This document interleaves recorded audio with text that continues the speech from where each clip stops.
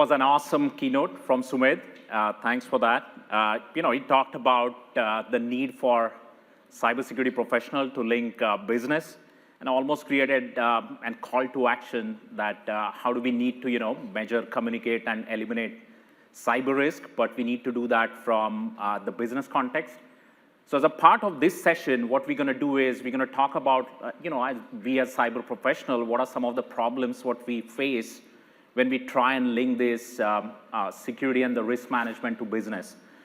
We'll also go over like what Qualys platform's been able to grow and been able to just extend the power of it for help you do this measurement, communication, and elimination of risk.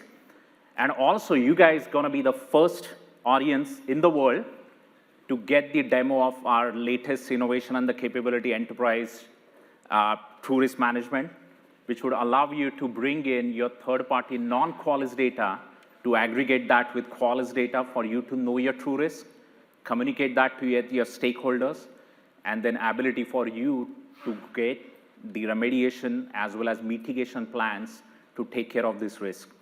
As you can see, like I've taken my jacket off. Like this is a 60-minute session. I have 78 slides, so just get comfortable. It's going to be a long ride for you guys.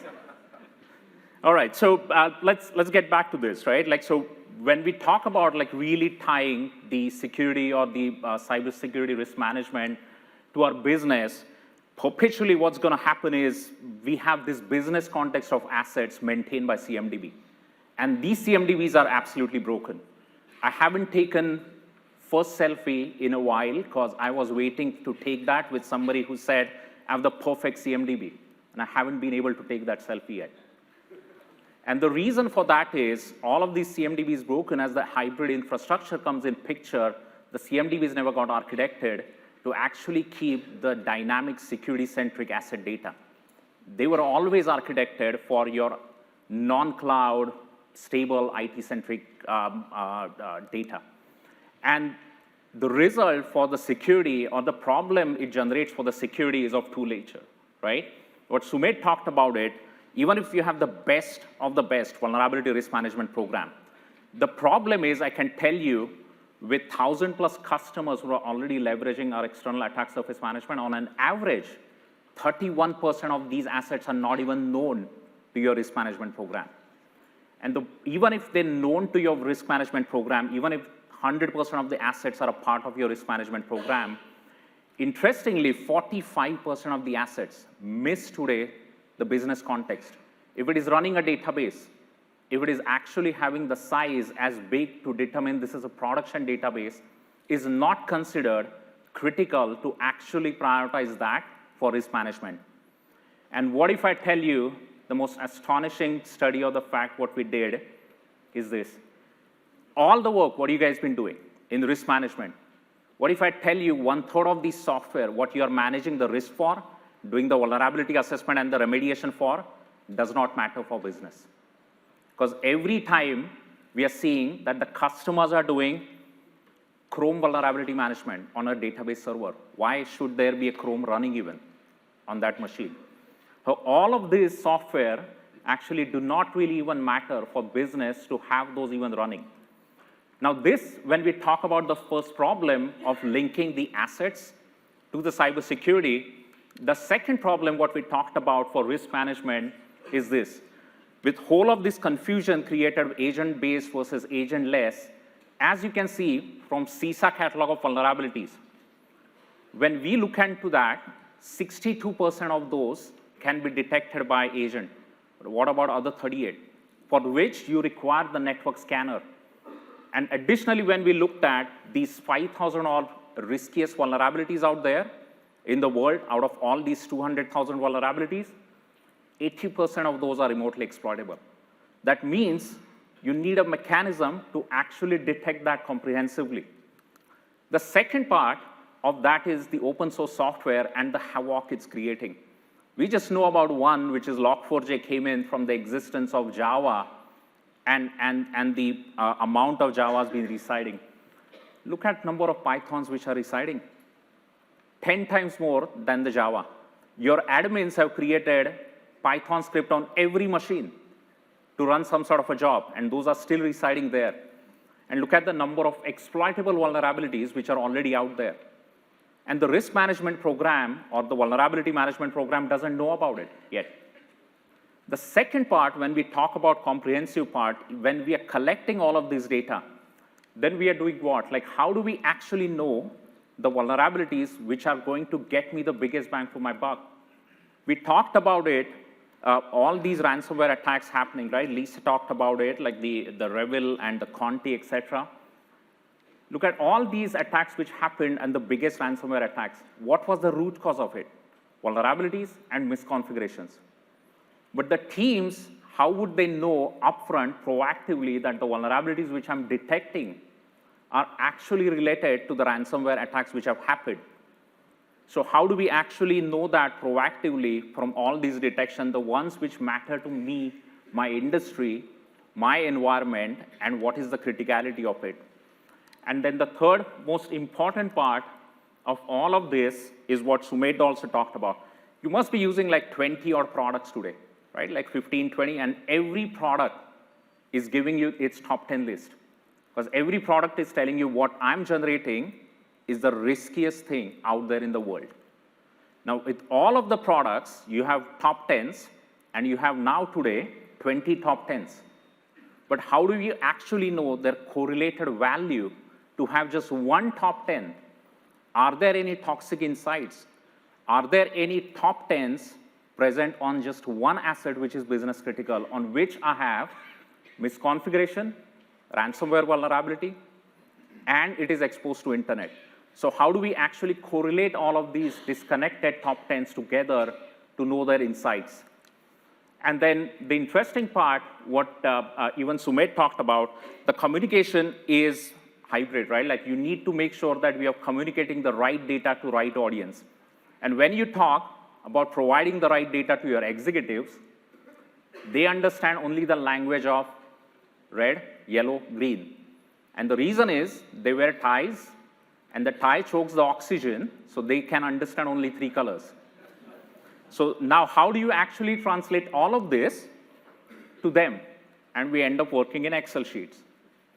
The second part of that happens when we want the data to be provided to our stakeholders in cloud, in containers, in our IT teams, et cetera. And they are thinking that I'm going to get only cloud-related insights. So what do we end up doing then? We end up working in Excel sheets again on mapping the right assets to all of this right data. The third thing, the ones who want to fix the patches, and I haven't met a single IT ops person who loves reading KB articles. So now it comes again back to you to map the right vulnerabilities to right patches. So what do you then end up doing is, again, you map all the KB article-related KBs, patches, to right vulnerabilities. And by the time you're expert in Excel sheets, you already now love Excel. So now what's happening is when the compliance team is coming in, they have this 50 mandate, there's DORA questions going to be coming in, there's NIST questions going to be coming in, and now all you have to do is again map all the vulnerabilities, misconfiguration, identity-related issues to, again, various compliance evidences. Now, with all of these happening, you have to make sure that all of this data you are providing to right audience in a quick manner. Whether it's IT ops, whether it's vulnerability management, to your CEO, to your CIO, et cetera, including your cloud and the DevOps teams, right? So there's already complication in making sure that as the data is generated, it is provided to right teams with right context, with exact things they need to understand to fix their issues. Now, the second problem of that, the byproduct of that is, it's not just going to be about detecting and dashboarding.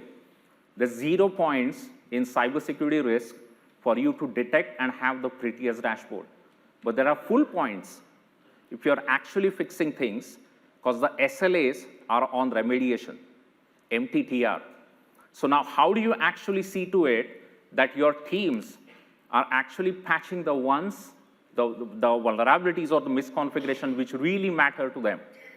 And Sumedh talked about that, is the NCSC guidelines which came out, probably aggressive, or that's a debatable question. So 5 days external, and then 7 or 14 days for your internal assets, et cetera. And then the data shows that the average time the customers are taking is around 30 days, right? Like internal or external altogether. So how do you actually see to it that you map to these timelines? And what security teams are asking us, what are my low-hanging fruits? Which are the ones which are not going to cause the risk to my critical assets? And when we looked at the the internet-facing asset, and this is again a call to action, just go in your Qualys subscription, just for a fun of it, and look at the vulnerabilities out there which are actually missed by your Patch Tuesday patching cycle. On an average, 33%, one-third of your vulnerabilities, anyways, would have gotten patched, they just got missed. They never got patched, and it's actually creating the tech debt of your vulnerabilities now. What is the second part? What you will see. The second part is for the 40% of these vulnerabilities are due to these third-party software, which are present on your desktops or laptops, that the risk of that machine going down is much lower for your Chrome than that ransomware vulnerability going through that. So how do we actually see to it that those 40% of vulnerabilities are detected and pushed in a manner so that it actually addresses my mean time to remediation quickly? So as these are some of the challenges coming up, is the reason why we've been growing the power of the platform from just doing the vulnerability assessment to actually doing the risk management, helping you now to measure the risk of all of these vulnerabilities and misconfigs, but also communicating that to right stakeholders and for you to eliminate that. So quickly to summarize, what Qualys platform of today provides is 5 essential capabilities or the pillars. It understands that your environment is hybrid. So the platform never distinguishes that whether it's cloud, container, OT, IoT, mobile environment, even SaaS environment, because it provides the hybrid sensor approach. It provides agent for your laptops. It provides the scanner for your data center assets. If you have Office 365 or Zoom, it provides now the SaaS connectors to pull the data in on the platform so that you can actually do internal and external attack surface management, for you to know all of your assets from business point of view, and then push this data for your vulnerability management to detect these vulnerabilities and misconfiguration, but with the context of patches, with the context of who's the owner of the asset. And then once all of this data is pushed to your IT team, they get the intelligent workflows so that they can go ahead and patch all of these vulnerabilities, misconfigurations in an intelligent manner. But the same platform now provides you an ability, or the agent to provide you an ability to also detect and respond to malicious threats in a real-time manner. But this is a little different, because this particular detection and response will capture the root cause of why the issue happened at first place, and then tie that up to the right patch so that the same issue or the malicious attack does not repeat in your environment. And then the platform now maps all of this security data, what we are generating, to 50+ mandates for you to generate your compliance reports. And with all of this data coming in, getting correlated, you're able to measure the risk, communicate that to right stakeholders, and eliminate that. Now let's see, like, what we are talking about is the true risk, right? How this is becoming the centerfold of the platform. Because the platform allows you to now pull the data, detect your security issues in an organic manner. How do you start your security program is exactly how the platform will help you do that and take the crawl, walk, run approach. And whatever you're doing right now, if multitasking, leave that, because the next slide is the most animated slide you would ever see in your life. The first part, what is going to allow you to do is find all of your external vulnerabilities, right? Whether those are papercut, sugar CRM, et cetera. What's the next part the platform allows you to do? It brings in the data which are for the locally exploitable vulnerabilities, right? So all of your 68 and 32% of the CISA vulnerabilities are covered now. Additionally, we also added the capability for you to detect the open source software and their vulnerabilities. So Python, Java, all of these vulnerabilities would be detected, with 17,000 new QIDs are getting deployed, are pushed by the end of this month, for you to automatically know by doing the file crawl, all of these vulnerabilities could be present in default or non-default paths. Additionally, also, Sandeep will talk about, we would be looking at supporting the vulnerabilities in the ERPs such as SAP. Now, as all of this data is coming in, the additional part, what it allows you to do is assessing your web application-related vulnerabilities, which could be on external-facing or internal-facing web application. As it goes ahead, you will be able to find out all of your infra misconfigurations, right? The access permission, your RDP misconfigurations, et cetera. Once it's done, what's the next thing as you're moving in your maturity you will do? Is you'll look at doing your typical assessment of your cloud infrastructure for you to know if you have S3 buckets open, if you have your IAM policy set correctly, if I have MFA set correctly in my SaaS applications.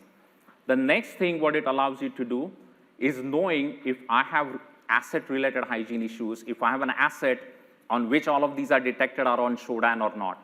If I have any unauthorized software running, such as maybe AnyDesk or remote desktop sharing software on the machine which is database. And as all of this data comes in the platform, it gets normalized now for it to understand if this data is present on a particular asset or not. That means if all of these are present on one asset, it's a higher risk. Now, additionally, as all of you know, as this data gets now correlated with 25 plus threat feeds, so that you don't have to go and buy these in a siloed manner, but they come correlated, so that leaves one Excel sheet work out from your job. So mapping of if the detection is ransomware related, if it's actually used by any attacker in your industry, is provided by this threat mapping. And then the tie all of this information with the assets business context, which is in your CMDB. By tapping directly in your CMDB, it's able to tell what's the context of this asset, if it is a part of my critical business app, if it's internet exposed or not, if it's a part of a particular DMZ or the PCI domain. For you to know the asset correlation with all of this, you're able to know what's my true risk looking like across my environment. But it is not just about knowing your true risk for all of your environment, right? It is actually now going to look at correlating all of this data, what we talked about. Vulnerabilities, misconfiguration, the asset hygiene, all of these. How it is calculating?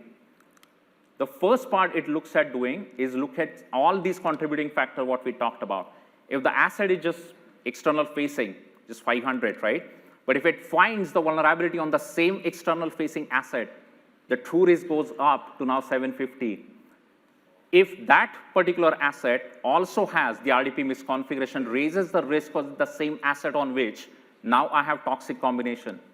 On the same asset, if it finds out from our CMDB sync that if this asset is business critical, the risk goes further up.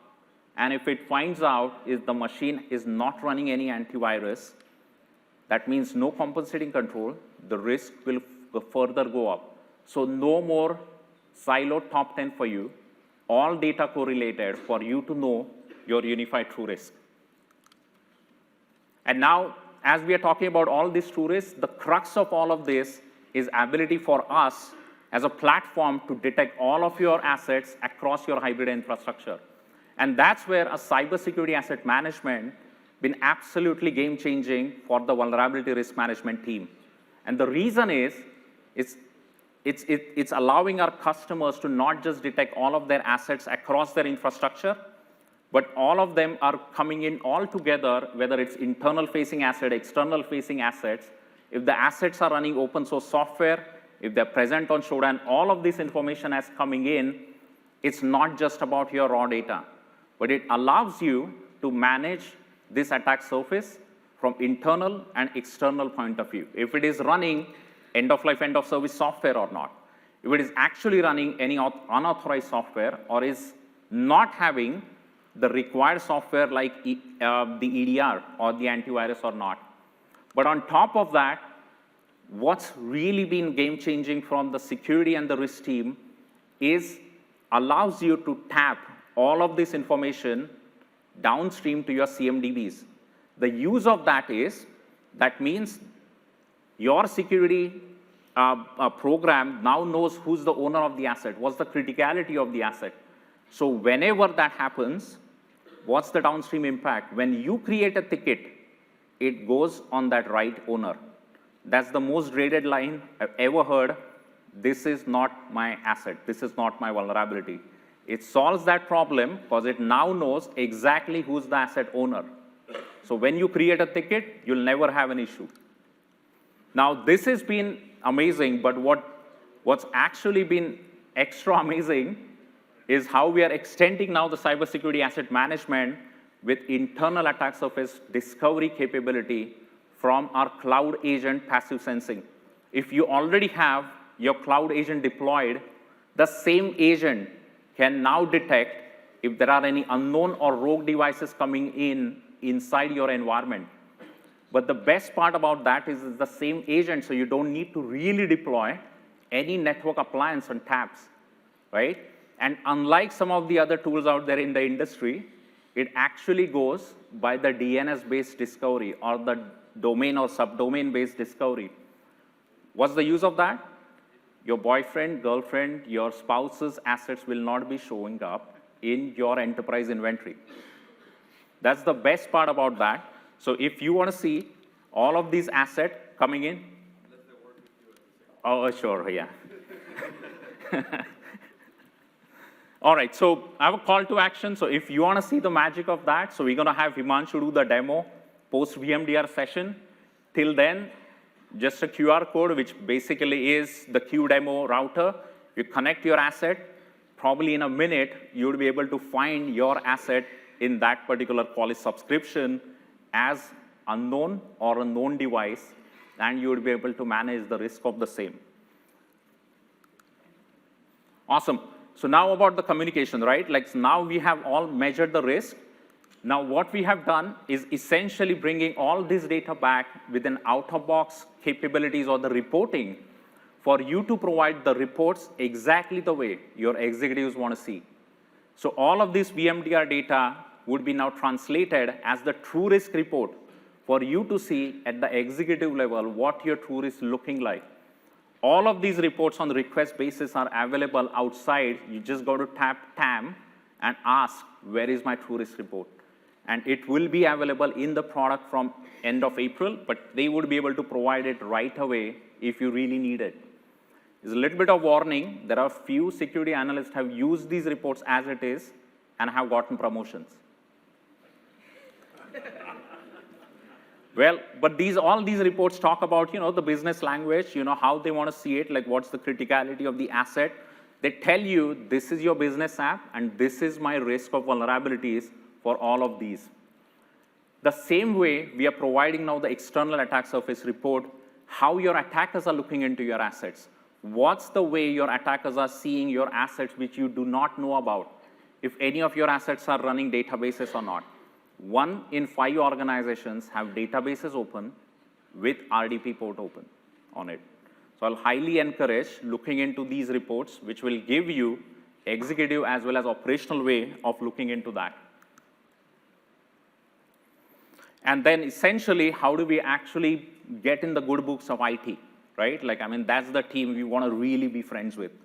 So the tech debt report really allows security teams to talk the language of what is your technology debt of your organization, what is the end of life, end of service in your organization, and that is the reason why it is increasing the risk of your vulnerabilities, because you're not going to get a patch, and you need to have now a mechanism to manage its risk. So how do you tell that to your IT teams? This is one way the CIOs would be able to see on high level what is the technology debt I have of my organization, and if I don't do that, what is going to be my risk? But it also tells them what's going to be the priority. If I need to actually go from Red Hat 6 to Red Hat 8 based on the risk, or actually I just upgrade from Oracle 12 to Oracle 19G. Trust me, like the IT team is going to just take you out for beer every Friday if you actually give this report to them. All right, the other part, one of the most innovative capabilities I think we have created is ability for you to now see all of your vulnerabilities in terms of the MITRE attack techniques. What's the best outcome your vulnerability management program can provide you? What are the vulnerabilities and what are its exposure to various MITRE attack techniques? So now you would be able to see all of your vulnerabilities, how they are faring against all of these MITRE attack techniques. And how many of you have tried implementing the attack path analysis, etc., successfully? Anybody? Nobody? I'm not surprised. Literally, like it's one of the most difficult things, never gets operational.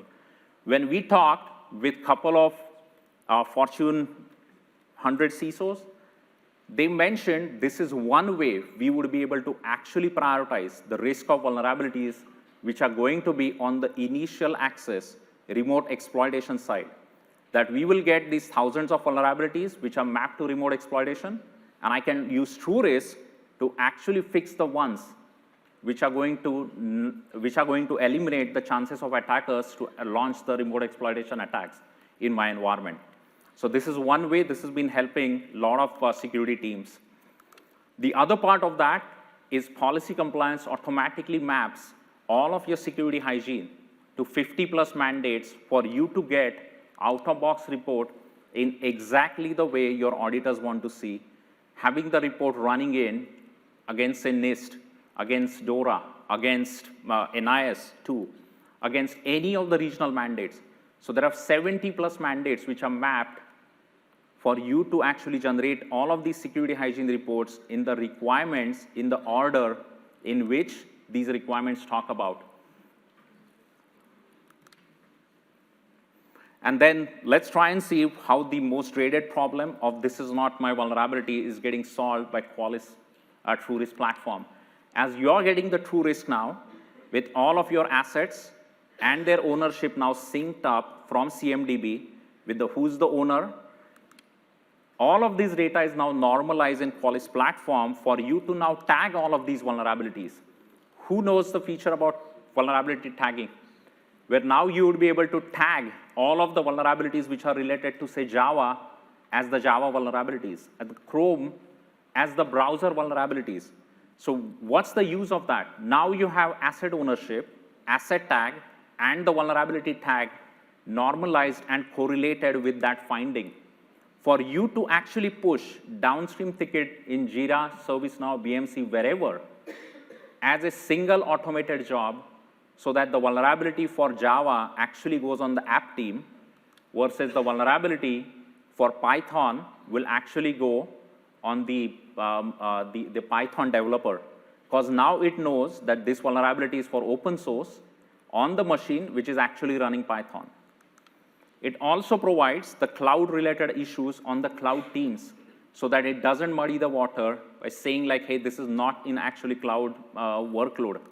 And also provides a mechanism for you to push the app-related vulnerabilities from web application scanning to the web app team with the exact context of what they need to fix, with the context of who's the owner, and with the context of what is detected and its priority. Well, all of this sounding, you need to create all of these jobs. Hey, how about just use the capability which will allow you to put all of these things what I talked about in just an autopilot mode. Just go in the responses capability which allows now customers to create their automated rule-based job to say that anytime I find a CISA exploitable vulnerability on Chrome, on the machine which is desktop types, create a job which is patching, or just create a ticket, don't even ask me. So all of these workflows can be easily automated in platform for you to push the tickets in an automated manner now. So all of these are fantastic, but at the end of the day, as Sumedh talked about it, like all of this looks like cyber tourism. The best part about cybersecurity is actually eliminating the risk. And the same platform is allowing our customers to go ahead and do the patching with our integrated remediation capability by finding out the right patches mapped to the right vulnerabilities. But as it is happening, it is not just about patching, right? Patching is just one way to fix vulnerabilities. There are misconfigurations in your environment. There are access risk, etc. So now policy compliance's power is extended for you to automatically fix the misconfiguration, addition to fixing your access risk, your RDP misconfigurations, and other issues of security hygiene. How this has been possible, right? Like why customers, and by the way, when we looked at data, what Sumedh just mentioned, 1/3 of customers in UK are using integrated patching. And why is that the case? And the reason is, it's actually helping. Kevin, if 15 minutes remaining, or I'm 15 minutes done? 15 minutes. What? Okay. No, is it really? Yeah. Because I have 1 more hour, actually. No, I'm kidding. Okay. All right. So why this has been amazing, right? Like, because they've been able to actually drive the remediation plans, even if you don't buy patch management. Just go to your VMDR and just find a dashboard called 5 steps to improve my patching. And it will tell you how your SCCM and Big Fix can be improved by doing what 5 things in your environment today. And it's the reason why it's been helping a lot of customers in eliminating this risk. And when we look at the power of the patch management, when we look at that it deployed 54 million patches, what's been the impact of that on 2 levels? One is it was able to also reduce the mean time to remediation. Look at the customers. There are already 5% of customers been able to patch their external devices in less than 5 days. That was possible because the patch management was able to actually detect their low-hanging fruits and automate that so your IT team can actually work on testing the patches on critical machines. Sumedh asked one question. If I'm doing this security, what's the impact on my business? You would be able to go back to your teams and tell that, Mr. Executive, we are now secure from top 5 ransomware attacks which have happened in 2023 cause of patch management. Ask yourself if you are able to do that with your current patching. Now, with all of this happening, Sumedh talked about it, we have a campaign. So 30 days free service for you to actually detect all of your external facing devices, know these risky vulnerabilities, and ability for you to automatically patch all of these within 5 days. And all of this is available on the website on which you can use. Just there's a QR code where you can sign up and helps you actually get this information.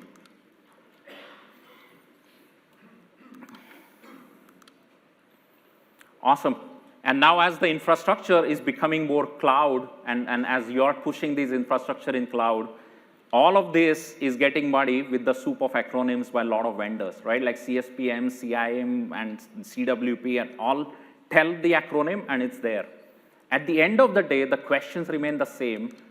If I have all these VMs which are running in cloud, which of these are critical if they are facing internet or not? If I'm finding in this CWP any vulnerabilities, should I use agent? Should I use snapshot? Should I do API? How can I detect all of these vulnerabilities? And then at the end of the day, if I'm getting these thousands of misconfiguration, like my S3 buckets are open, so what? Like, I mean, what's the impact of that? What am I supposed to do with that, right? And then all of this buzzword about attack path, and then finding out in all of this, like which attack reaches this point, etc. There is a study from a lot of universities which are stating cloud attack paths are not attack paths. They are relationship graphs. So what is it telling is if the attacker starts somewhere else, these attack paths don't really matter. So with all of this information, we have somebody, one of the banking customers said, that all of these pretty UIs don't matter to me. What matters is what's the data and what's my risk in my cloud environment. And that's why it will be really fascinating or exciting to actually extend the power of VMDR or what we've been doing as TrueRisk for cloud security.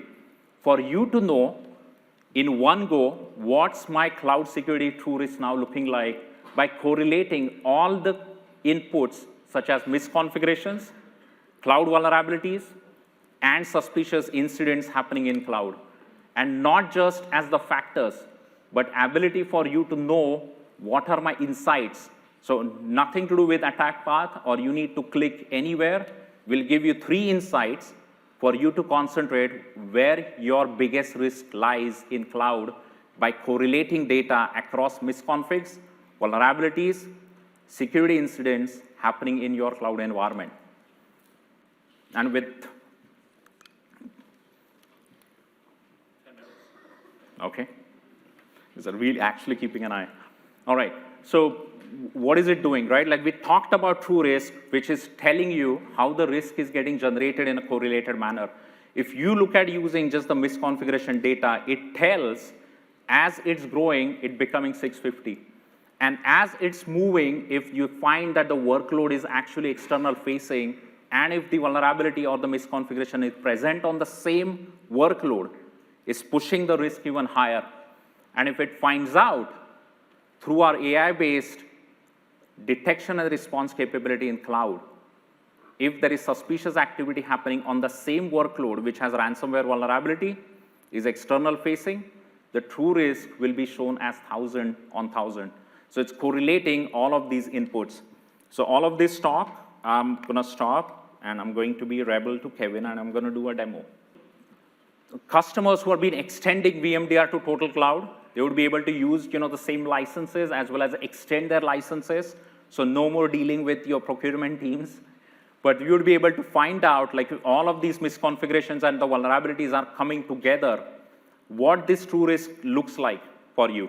But along with that, what's my overall critical insights are looking like. In this case, as a cloud analyst, what really matters to me is in my cloud environment, there are actually 6 devices or the workloads which have the CISA exploitable vulnerabilities, and they can actually reach out to the cloud-related resources which have the unencrypted storages, as well as potentially having the risky, suspicious connection coming in. Now, as a security analyst, let's see like what's going on in this environment. It nicely tells that you need to just concentrate on 6 issues. In this case, I see that all of these are true in this case.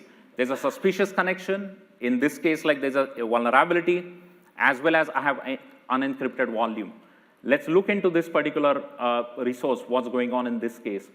Now, you'll see that the insights are correlated for me to quickly see all of this in one go. If I have any security group which having the exposure of port, if I have any kind of misconfiguration such as an encrypted volume, but also if I have CISA vulnerability, and on the same workload, I'm seeing that there's a suspicious activity happening.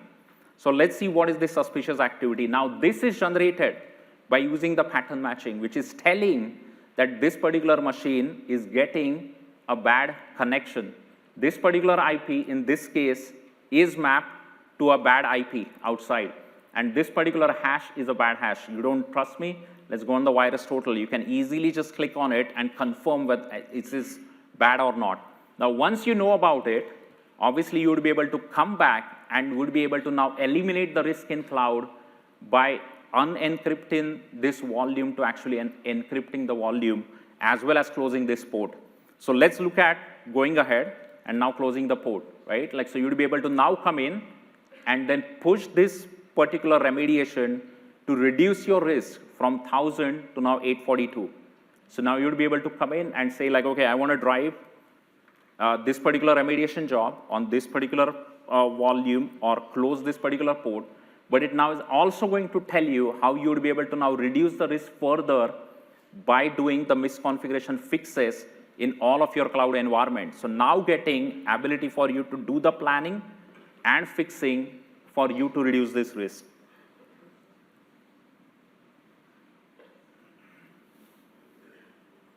Let's switch back. All right, so what's next, Kevin? So what we are working on is actually now we'll see that what customers been asking as true risk is becoming the standard for us to calculate the risk, measure the risk.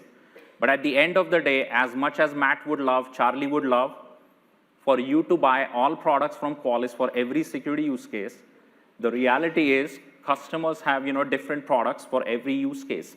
We are looking at if you have SaaS security product, if you have the application security products, etc. The problem is they're all pushing the risk insights in their own format. whether it's pass-fail, whether it is CVSS, whether it is just providing qualitative or quantitative risk, right? The second problem in all of this is, even if you correlate all of this data, how do we actually tell what's this correlated risk looks like for my business critical application? What's going to be my financial loss from all of this risk? The second part is, as I'm correlating all of this data, vulnerability, misconfiguration, web application, how do I actually know what is contributing to what percentage of that risk? If the vulnerabilities is the largest source I need to concentrate on in my company, so that I can ignore maybe my DevOps related vulnerabilities. So how do I know that contributing factors across my all the risk factors? The third piece, it becomes interesting as you use all of these capabilities from Qualys or non-Qualys sources. And now imagine in RFP, you need to put a line item. Do you have integration with ServiceNow or Jira? Or you have to create all of these integrations, again, for every tool you're buying out of market. So customers are saying that now every time I get a new tool, it's amplifying my challenges of communicating all of this data to my other stakeholders in IT or cloud. Now, what's the fourth problem, what we talk about, and based on all of this, we are really excited to extend the power of our TrueRisk platform for your non-Qualys sources to come in the platform and for you to know your aggregated TrueRisk, for you to actually define the intrinsic value of your business, to know how this risk matters to your financials, and get the risk remediation and the risk reduction plans to reduce this risk. What am I talking about? So the same parts what we talked about.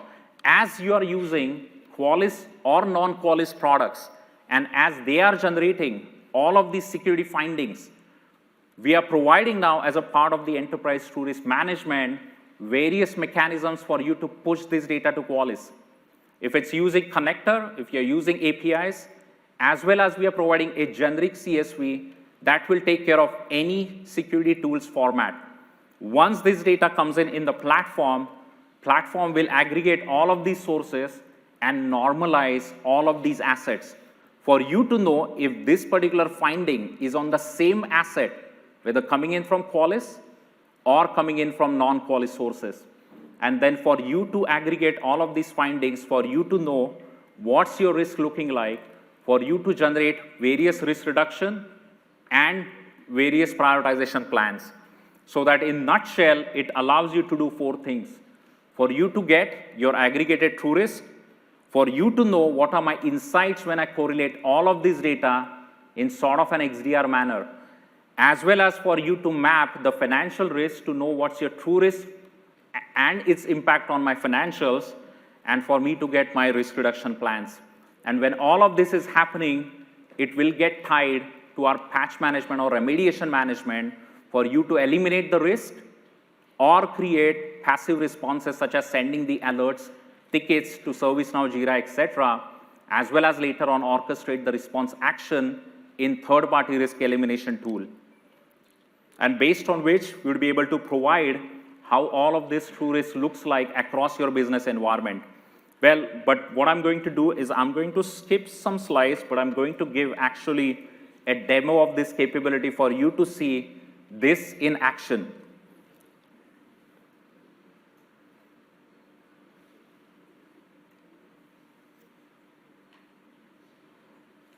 All right, let's switch to demo.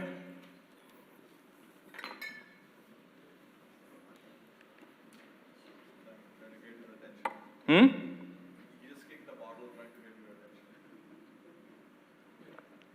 attention. He needs to drag me out. All right. All right, awesome. So this is really exciting. This first time we are unveiling the enterprise TrueRisk management with our new UI and the new workflow, allowing you to actually aggregate now all of this data, define your business entities, which are made up of a number of your asset tags, as well as knowing all of your inventory across Qualys and non-Qualys sources to know your risk. Let's do that in just 3 easy steps. So as a security person, as a security team, it allows me to now create my company profile automatically. So you can just review this profile it looks like my organization, looks like correct data. The second part, it is automatically providing you for your company what looks like the business entities based on your companies and the industry you are in. So in this case, I'm seeing that I'm provided with the information that checkout apps or these kind of business entities, typically customers are been managing their risk. So either you can create your own, or you can just go ahead and define the risk and the financial value, the intrinsic value for this particular checkout app, which is my business entity. Now, this business entity is nothing but the amalgamation of all of your tags or the tags of all the tags. Essentially now providing a mechanism for you to manage this as a business entity. Now, I would be able to come in and define as an option what is the intrinsic value in play if I lose or I have the biggest risk for this particular application. So I'm defining this as 500 billion, but based on what Sumedh just mentioned, so I'm now defining what are all my loss types. And if this particular loss happens, if the data breach happens, what is it that I'm going to lose? This information could be available directly either from your cyber insurance, or you can just define it manually as an optional parameter. As I go ahead, this is something interesting. I think somebody asked this question, whether I would be able to use some sort of industry benchmarking numbers. So Qualys now, Enterprise TruRisk Management, would be able to tell that the companies of your industry are keeping the average true risk as 400. So either you can define it as your number, or you can just go by what is the industry standard looking like. So I can now define that, okay, my true risk appetite is 400 in this case for this particular critical business apps. What's the second part now I want to do once I define my business entities? Now I want to bring in the non-Qualys data, third-party data to Qualys platform, which is generating its own security insights. In this case, I'm taking an example of Defender, somebody's running in the corp or the desktop environments. I would be able to define that, okay, if any of these assets which Defender is managing, I want to actually correlate these assets with my current tagging engine of Qualys for me to merge all of these assets as a part of the same tagging. Once it's defined, you'll be able to define its schedule, and boom. It's the same way you would be able to define or push the data through CSVs or your APIs, which we are providing as open APIs. Once all of these third-party and the Qualys data is provided at the platform, you would be able to actually see the true risk correlated from all of these sources and what are the contributing factors, total assets which are pushed from Qualys and non-Qualys sources. But not just that, it's actually going to tell you where your business has the most impact and where your true risk lies. Same thing what we talked about, executives will understand red, yellow, green. So you'll be able to easily tell the impact for my checkout app is the highest, for which I have true risk as 750, which I'm going to look at it instead of the inventory app, which has the true risk of 860. A lot of times as a security team, we don't get credit. In this case, you'll be able to tell, look at this, I was able to manage my true risk lower than my risk appetite for number of these critical business applications. And now the best part about this is I would be able to come in, and this is where we are leveraging our true risk AI engine for me to actually now get all of the sense of all of this data which is lying in Qualys platform, as well as correlated from third-party sources. Now with all of this data which is present, I want to create what is my insight summary looks like, and it will quickly tell you for all of this information which is in Qualys platform, just easily, what are three things? What is the overview? What are the highlights? What I need to concentrate on? And what are the recommendations? The insight is telling, again, based on my industry average of true risk, where my true risk looks like compared to my peers, and what has happened that the true risk has gone up or down in last whatever days what you define. The second part, it is telling the highlights as whether your true risk is high for a particular business app which matters to your business, and what do you need to do. And quickly for your recommendations or the risk remediation team, it's telling what you need to take care of right away. So by that recommendation, as a security person, I'll go and quickly find out what's going on with checkout app, which is beyond my particular risk appetite. In here, Now, as I'm correlating all of these inputs all together, for me to know what's my compliance posture looking like for this checkout app, but what my true risk is going to look like. Now, here's the interesting part. When you generate the insights here at this level for an app, it will actually tell you the generated insights by correlating all the data what you push to Qualys.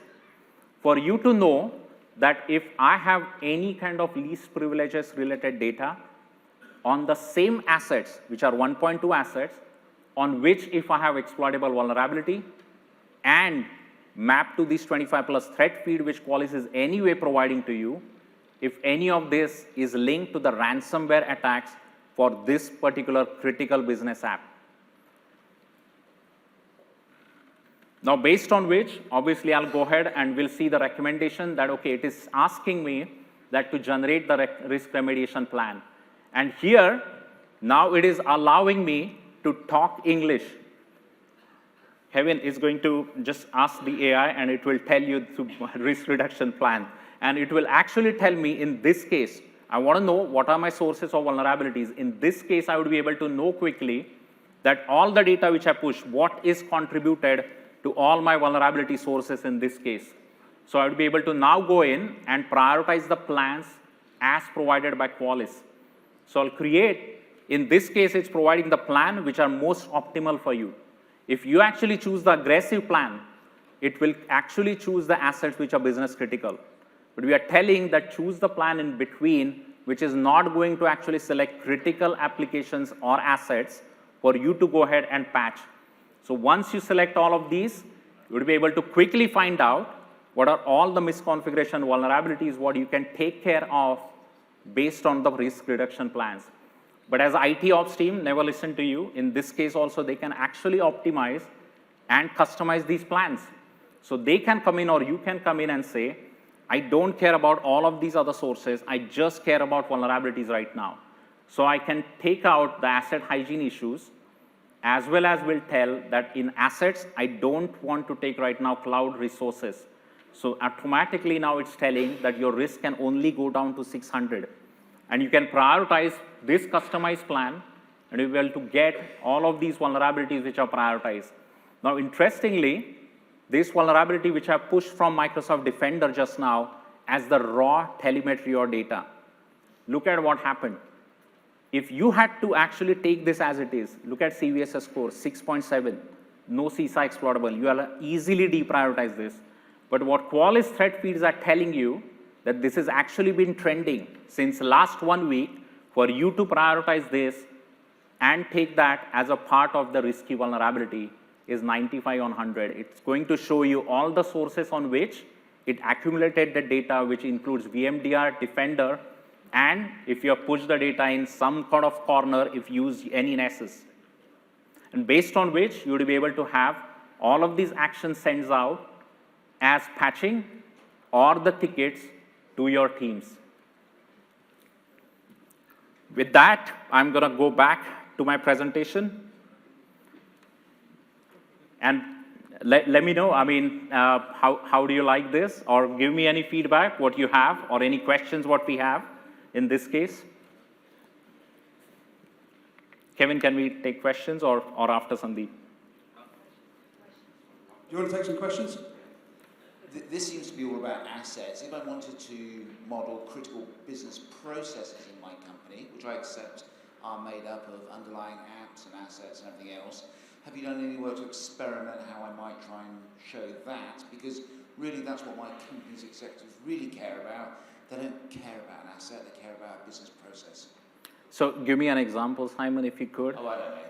Like purchase to pay or something like that, you know, how we do our invoicing and collect revenues, and those would be good examples. Yeah, absolutely. So exactly what our CISO Jonathan asked about that. He has basically a process called a generating revenue, and we have pods which are mapped underneath, right? Like you're on pod 1 or pod 2, which is generating the revenue, and that's how we maps the processes to all of these business entities. So essentially, all the business entities related to risk, what we are showing, or you'll be able to do is you'll be able to tie that to the parent business entity, which is actually a process. Now, all of this data, what we talked about is technical, right? Like all this technical evaluation. We also have the security assessment questionnaire to actually attest if you're following that process or not through a questionnaire, which becomes the input addition to these technical evaluation mapping to these business entities risk. So you'll absolutely be able to also tie those with the business entities risk. So Shailesh, responsibility allows you to tie apps, assets, Services, everything. together. Yes. Repeat that. So what Sumedh is essentially saying is the business entities allow you to tag from services to applications to your regions. Everything can be a business entity in this case. Anyone got one last question? Over there. Hello. Yeah. So it's a nice presentation, definitely. So just one question. I just want to know. So you said that you have shipped the code scanning related vulnerabilities into the true risk because you are integrating. I saw that GitHub. You're getting data from GitHub, Synopsys, check marks, which have essentially the AppSec data, which are in the code. Is that correct, or is my understanding? So two-step answer, right? Qualys by default is not into code scanning or for you to do sort of a static code analysis, etc.